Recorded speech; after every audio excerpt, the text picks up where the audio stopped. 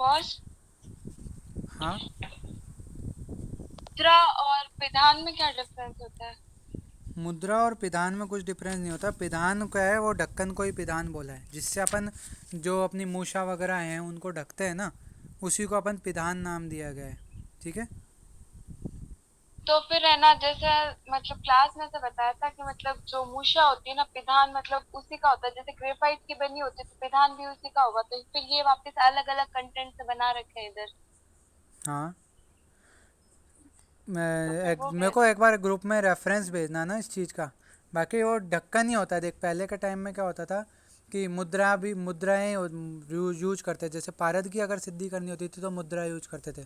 ठीक है, जैसे कि अट मुद्रा, मदन मुद्रा वगैरह, ये भी ढक्कन ही थे। और पिधान आज के टाइम में अपन बोल देते हैं, क्रूसिबल वगैरह को ढकने वाले जो होते हैं वो पिधान हो जाते हैं। ठीक है, मॉडर्न टाइम में। बाकी एक बार रेफरेंस भेजना तुम मुझे जहाँ से पढ़ा ओके है वो, बॉस। मैं और क्लियर करके तुम्हें बता दूंगा उसका, है ना, डिटेल पिधान का। ठीक है। ठीक है। Okay boss.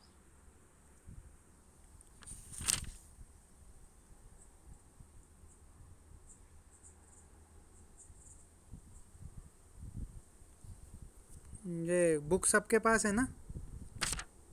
कोष्ठी के डायग्राम देखते रहना, है ना? मैं कोष्ठी में पढ़ाऊँगा जभी। और ये सिलिका और है ना प्लेटिनम क्रूसिबल तुम देख ही लोगे डायग्राम में। सिलिका की कैसी होती है, ट्रांसपेरेंट होती है, जिसमें अपन प्रक्रिया देख सकते हैं। और प्लेटिनम की और होती है, दो प्रकार की जो है क्रूसिबल्स होती है। अब छठा पॉइंट है अपना कोष्ठी। ठीक है। अब ये भी पूरा मॉडर्न वाला जो है अपन कल कर लेंगे। आज मैं सिर्फ ये तीनों कोष्ठियाँ बता देता हूँ। कौन कौन सी? पाताल कोष्ठी, गार कोष्ठी और अंगार कोष्ठी। इसके अलावा चुल्ली का। चुल्ली का क्या होती है, जो अपना चूल्हा होता है ना नॉर्मल घरों में मिट्टी का, वो चुल्ली का बोलते हैं उसको। और कोष्ठी क्या होती है, जो अपने भट्टियाँ होती हैं उनको कोष्ठी बोलते हैं। ठीक है। ये दोनों चीज़ें हैं। अब अपन सबसे पहले बात करते हैं चुल्ली का या चूल्हे की। सब ज्वाइन हो गए ना? तो चुल्ली का क्या है, छोटा बड़ा मिट्टी, ईंट या लोहे का चूल्हा बनाकर उसमें लकड़ी, कोयला आदि ईंधन जलाने के लिए जिस साधन का हम प्रयोग करते हैं उसे चुल्ली का कहते हैं। इसके अलग अलग पर्याय हैं: अंगार धानिका, हसंती, हसंतिका और अंगार शकटी। ठीक है। शकटी अपन किसको बोलते हैं? सिगड़ी जो अपन यूज करते हैं ना सर्दियों में, उसका एक पर्याय शकटी भी होता है। तो आप उससे भी याद रख सकते हो। ठीक है, अंगार शक्ति, जिसमें मतलब अंगारे या फिर कोयले डालते हैं। कोयले का पर्याय अंगार भी है, तो अंगार कोष्ठी हो गया, मतलब अंगार धानिका हो गया, अंगार शकटी हो गया। ठीक है। हसंती और हसंती का ये पर्याय हो गए। चूल्हा आप सभी ने ऑलमोस्ट देखा हुआ होगा। तो चूल्हे में कितना टेम्परेचर होता है? बहुत ज़्यादा टेम्परेचर तो नहीं होता। तो जो मृदु द्रव्य हो गए, ठीक है, जैसे कि मृदु द्रव्य है उनको पकाने के लिए या वंग आदि को पिघलाने में। वंग का क्या है, वंग, नाग वंग, इनके मेल्टिंग पॉइंट ज़्यादा नहीं होते हैं, बहुत कम टेम्परेचर पे मेल्ट हो जाते हैं। तो इसलिए यहाँ पे जो कम टेम्परेचर 200 डिग्री 250 डिग्री तक जो मेल्ट हो जाते हैं ना, उनके लिए चुल्लिका का अपन प्रयोग कर सकते हैं। तो वंग आदि को पिघलाने में चुल्लिका का प्रयोग किया जाता है। ठीक है। फिर आते हैं कोष्ठी। ठीक है। तो कोष्ठी की अपन बात करें तो सत्वपातन एवं धातु द्रावण के लिए द्रव्य के अनुसार तीव्र और तीव्रतर अग्नि की आवश्यकता होती है। अब मेटल्स हो गई, ठीक है, या फिर अपन किसी धातु आदि का सार सत्व निकाल रहे हैं, तो उस वक्त अपन को बहुत हैवी टेम्परेचर की या बहुत ज़्यादा टेम्परेचर की ज़रूरत होती है। तो उस टेम्परेचर को, तीव्र या तीव्रतर टेम्परेचर को पाने के लिए जिस यंत्र का अपन, जिस भट्टी का अपन प्रयोग करते हैं उसको कोष्ठी बोलते हैं। अभ्रक तथा माक्षिक आदि द्रव्यों से सत्व प्राप्त करने के लिए एवं निकाले हुए सत्वों को शुद्ध करने के लिए विशेष प्रकार की अलग अलग भट्टियों का प्रयोग किया जाता है। इसके लिए विभिन्न प्रकार की कोष्ठियाँ सुविधा अनुसार बनाई जाती है। अब इसमें मेनली अपन तीन प्रकार की कोष्ठियाँ प्रयोग करते हैं। कौन कौन सी? पाताल कोष्ठी, गार कोष्ठी और अंगार कोष्ठी। ठीक है। पाताल कोष्ठी, गार कोष्ठी और अंगार कोष्ठी। इसमें सबसे पहला डिफरेंस तो आपको याद रखना है, पाताल और गार कोष्ठी जो हैं वो दोनों अंडरग्राउंड होती है, भूमिगत होती है, यानी भूमि में गड्ढा करके फिर उनको बनाया जाता है। और जो अंगार कोष्ठी है वो ज़मीन के ऊपर और ईंटों का जो है बना के स्ट्रक्चर चौकोर सा, और फिर उसका निर्माण किया जाता है। ये अंगार कोष्ठी का हो गया। ठीक है, बेसिक डिफरेंस तीनों में पता लग गया। एक भूमिगत होता है, नहीं, दो भूमिगत होते हैं। कौन कौन से? पाताल कोष्ठी और गार कोष्ठी। और अंगार कोष्ठी जो होती है वो ज़मीन के ऊपर होती है। पहला डिफरेंस ये। दूसरा डिफरेंस इनकी साइज़ का होता है कि पाताल कोष्ठी थोड़ी बड़ी होती है, ठीक है, और फिर गार कोष्ठी होती है और फिर अंगार कोष्ठी और ज़्यादा बड़ी होती है, इस तरह से है। तो अपन इनके बारे में एक एक करके पढ़ते हैं। सबसे पहले पाताल कोष्ठी। पाताल कोष्ठी क्या है? दृढ़ व समतल जमीन में 12 अंगुल गहरा, मतलब 12 अंगुल गहरा, 12 अंगुल चौड़ा गोल आकार का गड्ढा खोदकर उसके बीचों बीच में 4 अंगुल गहरा और उतना ही गोल मतलब एक छोटा गड्ढा बनाते हैं। अंदर से बाहर की ओर भूमि की सतह पर तिरछी जोड़ दी जाती है, ठीक है। मतलब इसमें क्या है, यहाँ पे सबसे पहले अपन क्या करते हैं, एक गड्ढा बनाते हैं, कैसा, गोल सा, 12 अंगुल गहरा और 12 अंगुल चौड़ा, यानी ये जो है लेंथ ये भी 12 है और ये जो है चौड़ाई ये भी 12 है, ठीक है। ये समझ में आया 12 12 का। फिर ये एक गोलाकार टाइप की अपनी नॉर्मल गड्ढा हो गया। फिर इस गड्ढे में नीचे यहाँ पर कितना, 4 अंगुल गहरा और उतना ही गोल, मतलब 4 अंगुल चौड़ा एक और जो गड्ढा नीचे की साइड करते हैं, यानी ये पूरी ज़मीन है ना। उसके नीचे पहले तो एक ये 12 अंगुल गड्ढा किया यहाँ से यहाँ तक का, फिर 4 अंगुल और नीचे गहरा गड्ढा किया बीचों बीच, कितना, 4 अंगुल गहरा और 4 अंगुल चौड़ा। समझ में आ गई है स्ट्रक्चर तुम्हें? कोई डाउट हो तो बोलो। नहीं, आ गए। आ गया ना। पहले एक गड्ढा किया, ठीक है, फिर उसके बाद उसके अंदर बीचों बीच दूसरा और छोटा गड्ढा किया, यानी ये टोटल कितनी हाइट हो गई, कितना गड्ढा किया टोटल अपन ने, 16 अंगुल का, ठीक है, जिनमें से 12 अंगुल का बड़ा वाला गड्ढा और बीचों बीच जो है छोटा 4 अंगुल का गड्ढा, ऐसे गड्ढा किया, ठीक है।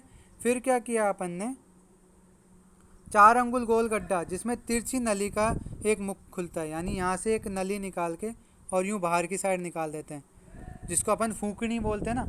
एक फूकनी टाइप है जहाँ से अपन इसको एयर ऑक्सीजन दे सकें, ऑक्सीजन प्रोवाइड कराने के लिए, ठीक है। छोटे गड्ढे में से ऑक्सीजन देंगे, ऊपर यहाँ पे कोयले भरे होते हैं, तो कोयलों को आँच देने के लिए, हवा देने के लिए, ऑक्सीजन देने के लिए एक फूकनी लगाते हैं, धोंकनी लगाते हैं, ठीक है।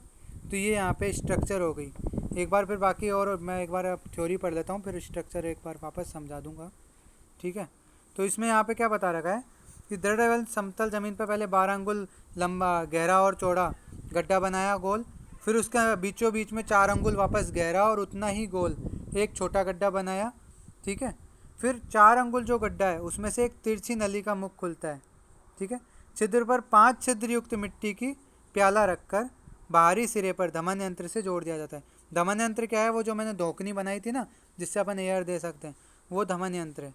फिर कोष्ठी को कोयलों से भरकर ऊपर द्रव्य युक्त मूषा रखकर अग्नि जलाकर दमन यंत्र से दमन किया जाता है। अब मैं एक बार आपको वापस स्ट्रक्चर समझाता हूँ, ठीक है। सबसे पहले ये ज़मीन है, ठीक है, इसमें अपन ने क्या किया, हाँ सॉरी पूरा ही मेरी इरेज हो गया। तो ये यहाँ पे गड्ढा कर दिया गई, ठीक है, 12 अंगुल गहरा और 12 अंगुल चौड़ा, मतलब 12 अंगुल, ये भी 12 अंगुल हो गया और ये भी 12 अंगुल हो गया, ठीक है। अब ये पूरा गड्ढा है, फिर इस गड्ढे में एक छोटा गड्ढा और किया, 4 अंगुल गहरा और 4 अंगुल चौड़ा, ठीक है, ये गड्ढा कर दिया। अब यहाँ पर क्या है कि जो अपना इस तरह की कुछ स्ट्रक्चर बनेगी, ठीक है। अब यहाँ पे ये गड्ढे के बीच में आपने एक शराब रख दी, एक छलनी रख दी जिसमें 5 छेद हैं छोटे छोटे। ये छेद क्यों रखे, नीचे जब अपन एक धोकनी लगाते हैं तो एयर देते हैं, ये एयर ऊपर भी तो जानी ज़रूरी है ताकि कोयले जल सकें, तो इसलिए 5 छिद्र कर दिए। अब इसको पूरी को क्या कर दिया अपन ने, कोयलों से भर दिया, ठीक है, कोयले भरे हैं यहाँ पे। फिर अपन ने क्या किया, एक जो मूषा वगैरह है, वृंताक मूषा हो चाहे सामान्य मूषा हो, वो मूषा रख दी जिसके अंदर अपन ने कोई भी द्रव्य भर रखा है। फिर अपन इन कोयलों में आग लगा देते, कोयले जला देते और अग्नि पे जो है यहाँ पे ये पूरा पाक हो रहा है, ठीक है, ये अग्नि की लपटें हैं। तो ये अपनी क्या हो गई, नॉर्मल पाताल कोष्ठी। समझ में आ गई पाताल कोष्ठी आपको? किसी को कोई डाउट? बोलो सही, ताकि आगे बढ़ें। नो आगे बस आगे नहीं। ना, तो ये पाताल कोष्ठी होगी। इसका उपयोग कहाँ किया जाता है, जो मृदु द्रव्य होता है ना उनके सत्योपातन में इसका प्रयोग किया जाता है, ठीक है। आगे दूसरी कोष्ठी आती है गार कोष्ठी। गार कोष्ठी भी कैसी होती है, भूमिगत होती है। इसमें क्या होता है कि सबसे पहले क्या करते हैं अपन, अच्छी समतल भूमि ली, उसके अंदर 12 अंगुल गहरी व 9 अंगुल चौड़ी मुख वाली कोष्ठी तालाब के कीचड़ की मिट्टी से बनावे।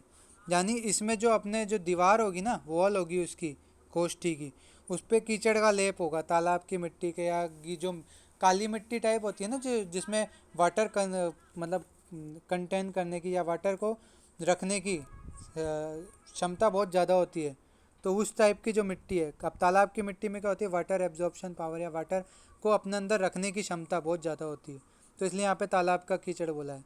तो तालाब के कीचड़ की मिट्टी से बनाए।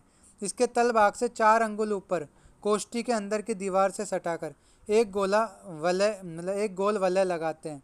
ठीक है, इसके सहारे क्या है, एक छिद्रयुक्त जाली रखी जाती है। इस जाली के ऊपर कोयले रखकर वंकनाल की सहायता से दमन किया जाता है। अब इसमें क्या किया है इन्होंने कि ये समतल भूमि थी, है ना, इसको वापस इरेज करता हूँ, फिर वापस समझाता हूँ। ठीक है, समतल भूमि में अपन ने क्या किया, 12 अंगुल गहरा और 9 अंगुल चौड़ा एक गड्ढा कर दिया। ठीक है, यहाँ तक समझ में आ गया।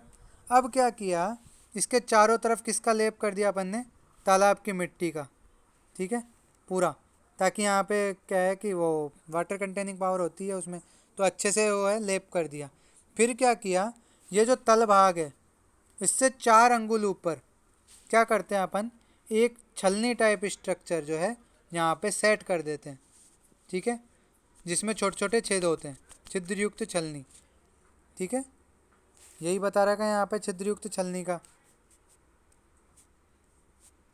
गोल वलय। ठीक है, जो छिद्रयुक्त जाली से युक्त होती है, यहाँ पे ये छिद्रयुक्त जाली रख दी, कहाँ पर, तल से 4 अंगुल ऊपर। ठीक है, और फिर इसके ऊपर अपन ने क्या कर दिया, कोयले भर दिया। यहाँ से एक वंकनाल या फिर अपन जो भी धोकनी वगैरह बोलते हैं, ये जोड़ दी एयर देने के लिए, ऑक्सीजन देने के लिए। ठीक है, यहाँ पर अपने ये कोष्ठी के जो है कोयले रख रखे हैं, फिर वही मूषा रख दी और यहाँ दमन करते हैं अपन। तो इस प्रकार की जो है अपने कौन सी कोष्ठी होगी, गार कोष्ठी। समझ में आ गई गार कोष्ठी की स्ट्रक्चर, किसी को कोई डाउट। यहाँ पे एक ही गड्ढा किया है अपन ने, जो अपने पाताल कोष्ठी थी उसमें 2 गड्ढे किए थे, एक बड़ा गड्ढा फिर उसके अंदर एक छोटा गड्ढा। ठीक है, बड़ा गड्ढा 12x12 का था और छोटा गड्ढा 4x4 का था। फिर छोटे गड्ढे का जो मुख भाग है, मतलब बड़े और छोटे गड्ढे के बीच का जो कनेक्टिंग लिंक है, वहाँ पे अपन ने एक सराई रख दी थी जिसमें 5 मोटे मोटे छिद्र कर दिए थे ताकि एयर ऊपर पास हो सके। फिर उस जो बड़े गड्ढा है उसको कोयले से अपन ने भर दिया था। ठीक है, जबकि यहाँ पर क्या किया है अपन ने, एक ही गड्ढा किया है 12x9 का। ठीक है, गोल गड्ढा। फिर उसमें से 12 जो है गहराई, तो उसमें तल भाग से 4 अंगुल ऊपर एक वलय बना देते हैं, जिसके अंदर एक क्या अपन फंसा देते हैं, जाली फंसा देते हैं, छिद्रयुक्त जाली। ठीक है, यहाँ पे एक वंकनाल लगा दी, जो नीचे वाला खाली एरिया है उसमें एक वंकनाल जोड़ दी। फिर जो छिद्रयुक्त जाली है उसके ऊपर पूरे कोयले भर दिए, फिर जो भी मूषा है उसको रख के और अपन दमन करते हैं। तो ये गार कोष्ठी हो गई। दोनों कोष्ठी आपको समझ में आ गई होंगी, बाकी आप एक बार रीड करना तो और अच्छे से समझ में आ जाएंगी। फिर इसका गार कोष्ठी का उपयोग कहाँ होता है, मिश्र लोह के शोधन में सबसे मेन उपयोग तो ये है। यहाँ पे लिख नहीं रखा है पर आप लिख लेना नोट्स में, बुक में, कि मिश्र लोह जितनी होती है ना, जैसे कि पित्तल, कांस्य वगैरह, उनके शोधन में जो है गार कोष्ठी का उपयोग किया जाता है। इसके अलावा कहाँ उपयोग किया जाता है, स्वर्ण रजत में अन्य धातु की मिलावट होने पर उसको दूर करने में, यानी जो भी अपमिश्रण होगा स्वर्ण आदि धातुओं में उसको जो दूर करने के लिए जो है गार कोष्ठी का उपयोग किया जाता है। फिर आती है तीसरी, अंगार कोष्ठी। अंगार कोष्ठी क्या होती है, जो भूमि के ऊपर बनाई जाती है। ठीक है, तो इसकी विधि क्या है बनाने की, दृढ़ समतल भूमि में राजा के हाथ, राजहस्त कितना होता है, 30 अंगुल। ठीक है, तो राजहस्त बराबर यानी 30 अंगुल ऊंची तथा 15 अंगुल लंबी चौड़ी, यानी इसकी लेंथ क्या है, ओ हाइट क्या है, 30 अंगुल है, और लेंथ और विड्थ क्या हो गई, 15-15 अंगुल। ऐसी चतुष्कोण भट्टी बनाई। ठीक है, जिसको मिट्टी के अंदर बाहर लेप करके सुंदर बना दिया। जैसे चूल्हा होता है ना, अपन चूल्हा ईंट का चूल्हा बना देते हैं, फिर उसके ऊपर अपन पीली मिट्टी का एक लेप करते हैं ताकि वो चूल्हा सुंदर दिखे और उसकी जो है ड्यूरेबिलिटी बढ़े। ऐसी अंगार कोष्ठी के लिए अपन करते हैं कि अंगार कोष्ठी बना दी पहले ईंट वगैरह इनकी, कितनी 30x15x15 की या 15x15x30 की। ठीक है, हाइट क्योंकि 30 है तो लेंथ विड्थ हाइट कितनी होगी, 15-15-30। तो इसकी जो है साइज की अपन ने चतुष्कोणीय भट्टी बना दी। फिर उसके ऊपर क्या किया अपन ने, उसके चारों तरफ अंदर बाहर की साइड मिट्टी का लेप कर दिया। इसकी एक दीवार से जमीन से 4 अंगुल ऊपर एक गोल छिद्र बनाए जिसमें दमन यंत्र की समकोण नली जोड़ दें। मतलब यहाँ पे वही धौकनी जोड़ दी अपन ने एक, ठीक है। फिर क्या करते हैं, अब कोष्ठी में लकड़ी या पत्थर का कोयला डालकर औषधि युक्त मूषा रखकर उसके ऊपर उसके बराबर तक कोयला भरकर दमन यंत्र से दमन करना चाहिए। अब इसकी स्ट्रक्चर आपको समझा देता हूँ मैं कि इसमें क्या करते हैं। सबसे पहले ये समतल ज़मीन है, इसके ऊपर कितनी 30 अंगुल ऊंची और 15-15 अंगुल लंबी चौड़ी जो है अपन क्या बनाते हैं, एक चतुष्कोणीय भट्टी बनाते हैं। ये भट्टी बना दी, कितनी, ये कितना है 30। अब 30 में से तल से कितने 4 अंगुल ऊपर एक छेद कर दिया यहाँ पे गोल, जिससे अपन ने क्या है एक धौकनी जोड़ दी, है ना, दमन यंत्र जोड़ दिया, ठीक है। अब ये जो चतुष्कोणीय है इसके अंदर क्या अपन ने कोयले भर दिए, जो भी आपने किसी भी चीज़ के कोयले, वो कोयले भरें और कोयले भर के उसमें पहले आधा कोयले भर दिए, फिर अपनी मूषा रख दी, फिर ऊपर से और कोयले भर दिए और फिर उसका जो है दमन वगैरह करते हैं। तो इस प्रकार की जो कोष्ठी है वो कौन सी कोष्ठी हो गई, अंगार कोष्ठी, ठीक है, समझ में आया। इसमें जो अपने ब्रिक्स या फिर ईंटें यूज करते हैं वो फायर प्रूफ होती है, जो जैसे चीनी मिट्टी की बनी हुई चाइना क्ले जो होती है ना उसकी बनी हुई होती है। तो इस प्रकार की जो है अपनी अंगार कोष्ठी जाननी चाहिए। और अंगार कोष्ठी का उपयोग कहाँ कहाँ होता है, द्रव्यों के ढालन में, ठीक है। और इसके अलावा कहाँ उपयोग कर सकते हैं अपन, अभ्रक, विमल, तुत्थ, इनके सत्वपातन में इसका उपयोग किया जा सकता है। ताम, स्वर्ण, रजत, इनके जो द्रावण इनको पिघलाने में जो है अंगार कोष्ठी का प्रयोग किया जाता है, क्योंकि अंगार कोष्ठी में बहुत हाई टेम्परेचर होता है। क्यों, क्योंकि मूषा के नीचे भी अपन ने क्या रखे हैं, कोयले रखे हैं और ऊपर भी कोयले रखे हैं, तो टेम्परेचर मेंटेन रहता है लगातार और हाई टेम्परेचर मेंटेन रहता है। इसलिए अंगार कोष्ठी का प्रयोग धातुओं के द्रावण में करते हैं, अभ्रक, माक्षिक, विमल, तुत्त आदि के सत्वपातन में करते हैं, ठीक है। द्रव्यों को, ये चीज़ आपको समझ में आ गई। इस तरह से अपना कौन सा कोष्ठी प्रकरण भी आज पूरा हो गया, ठीक है। अब ये जो मॉडर्न पार्ट है गैस स्टोव वगैरह, ये अपन नेक्स्ट क्लास में करेंगे। आज टाइम पूरा हो गया, 5 चॉइस हो चुके हैं, ठीक है। तो ये नेक्स्ट क्लास में करेंगे। तो आज का सारा समझ में तो आया ना, किसी को कोई डाउट थोड़ी ना है। जो गार बस पोस्ट में आपने वो बताए थे उपयोग, उनमें से एक बार वापस बताना जो एक्स्ट्रा बताया था। गार कोष्ठी का उपयोग मिश्र लोह के शोधन में किया जाता है, जैसे कि ठीक है। पित्तल हो गया, कांसा हो गया, ठीक है, इनके शोधन में इसका प्रयोग किया जाता है। इसके अलावा स्वर्ण, रजत आदि जो भी है ना, उनमें किसी भी तरह की मिलावट हो, अपमिश्रण हो, उसको दूर करने में गार कोष्ठी का प्रयोग किया जाता है। और कोई डाउट? बस ये नहीं। जो तीनों कोष्ठी है हम्म, इनको हम अग्नि के बेसिस पे मतलब टेम्परेचर के बेसिस पर डिवाइड कर सकते हैं कि जैसे नहीं अंगार में सबसे ज्यादा टेम्परेचर। नहीं नहीं, नहीं। इसका स्वरूप के बेस पे है ना। अपन ने स्ट्रक्चर देखो, तीनों में कितनी डिफरेंस है, दोनों भूमिगत है लेकिन दोनों की डिफरेंट है साइज, स्ट्रक्चर साइज, ठीक है। एक में अपन ने 2 गड्ढे किए हैं, जिसमें नीचे एक अलग गड्ढा किया, ऊपर अलग गड्ढा किया। दूसरे में अपन ने नीचे ठंडक के लिए जो है क्या अपन ने तालाब की मिट्टी का लेप किया है। तीसरी भूमि के ऊपर बनाई है जिसमें टेम्परेचर थोड़ा ज़्यादा रहता है। हाँ, आप टेम्परेचर बेस बोल सकते हो कि जो पाताल कोष्ठी उसमें थोड़ा कम टेम्परेचर रहता है, उससे ज़्यादा गार कोष्ठी में रहता है, ठीक है। और सबसे ज़्यादा टेम्परेचर अंगार कोष्ठी में रहता है। इस तरह से आप मान सकते हो, ये एक पॉइंट है, ठीक है। लेकिन इसका डिवाइडेशन किस बेस पे किया है अपन ने, इसकी स्ट्रक्चर के बेस पे, स्वरूप के बेस पे, ओके ठीक बस। है। यहाँ पे लिख रखा है ना विशिष्ट रचना के बेस पे जो है अपन ने इसका जो अपन ने डिवाइडेशन किया है, ठीक है। और किसी का कोई डाउट हो तो ग्रुप पे पूछ लेना, है ना, वो कभी भी पूछ सकते हो, ठीक है। फिर क्लास एंड करते हैं आज, है ना। और कल अपन इसका मॉडर्न पार्ट और पुट वाला जो प्रकरण है वो पूरा करेंगे, क्योंकि मैं चाहता हूँ कि अपने इस मंथ के एंड में 50 नंबर का कवर हो गया। आज का पेपर देखा राजस्थान आयुर्वेद यूनिवर्सिटी का, 57 नंबर का आया पेपर ए, पार्ट ए से। तो वो एक बार देखना, मैं कोशिश करूँगा, मेरे को पेपर मिलता है तो मैं शेयर करूँगा वो आपसे, ठीक है। बाकी तो क्वेश्चन आंसर तो शेयर होंगे ही, आपने सारे वो एक साथ शेयर होंगे, उसमें आपको सब मिल जाएगा, ठीक है। फिर क्लास एंड करते हैं आज।